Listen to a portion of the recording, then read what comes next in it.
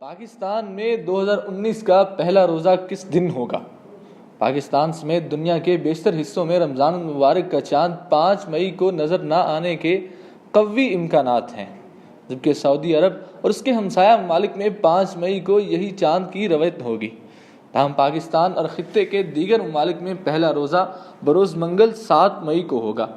جامعہ کراچی کے institute of space and planetary astro physics کے سابق ڈائریکٹر اور معروف سائنسدان پروفیسر ڈاکٹر شاہد قریشی کے مطابق رمضان المبارک کے چاند کی پیدائش 5 مئی 2019 کو پاکستان کے وقت کے مطابق صبح 3:45 پر ہوگی، اور اس روز غروب آفتاب کے وقت چاند کی عمر 15 گھنٹے اور 18 منٹ کی ہوگی۔ ڈاکٹر شاہد قریشی کے مطابق غروب آفتاب کے وقت اس کی افق سے بلندی صرف 7 ڈگری ہوگی اور ان حالات میں ہلال کا نظر آنا بالکل ناممکن ہے۔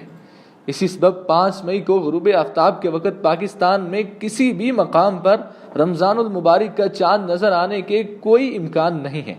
چنانچہ پاکستان میں رمضان کا چاند 30 شعبان 6 مئی کو نظر آ سکے گا اور پہلا روزہ 7 مئی کو ہوگا، جبکہ پاکستان کے ہمسایہ ممالک بھارت اور بنگلہ دیش کے علاوہ ایران میں بھی چاند کی روایت 6 مئی کو ہی متوقع ہے۔